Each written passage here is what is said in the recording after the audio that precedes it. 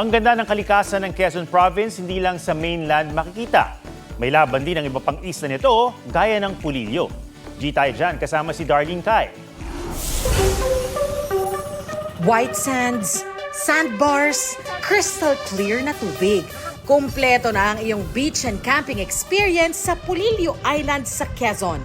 Pinakabentahe talaga rito ang island hopping sa maliliit na isla na puno ng mga sorpresa. Kung adventure ang hanap, tuklasin ang Anilon Cave sa bayan ng Burdeos. Kung mahilig mag-picture-picture, hindi ka mauubusan ng Instagram-worthy spots. Tampok dito ang matatayog na limestone cliffs na nagsisilbing natural viewing deck ng malawak na karagatan. Tahimik at presko ang hangin, malayo sa ingay ng dinarayong resort. Samahan pa ng mga lokal na mainit na tumatanggap sa mga bisita. Darlene Kai, GMA News.